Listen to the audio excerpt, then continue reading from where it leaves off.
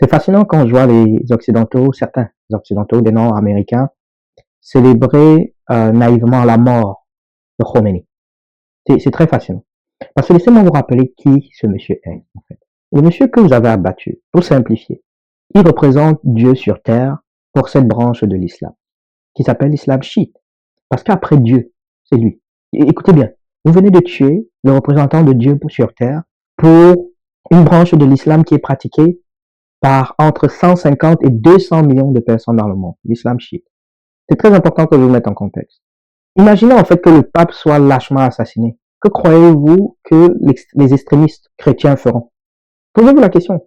Croyez-vous que la minorité extrémiste de la branche chiite va rester les bras croisés?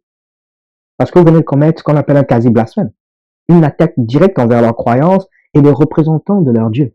Et souvent, les gens, par arrogance, posent des gestes qui les dépassent. Mais, vous savez, face à une société autoritaire et sécure, où il est difficile d'avoir l'information claire et exacte de ce qui se passe, il est profondément stupide de croire qu'en éliminant les anciens leaders, dans le cas dont on parle de l'Iran, les nouveaux leaders qui vivent là-bas seront plus conciliants avec l'Ouest, les Américains, les Israéliens ou les Saoudiens.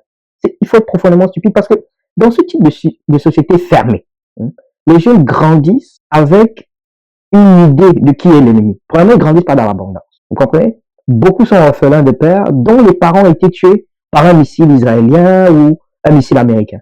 Donc, et pour beaucoup d'entre eux, ils ont perdu des frères et des sœurs à cause encore des Israéliens, de ce qu'ils estiment être des Israéliens et des Américains. Ils risquaient, en éliminant les vieux, laisser la place aux gens les plus fanatiques. Et vous vous rendez compte qu'en réalité, c'était les vieux qui étaient modérés et qui tempéraient les jeunes.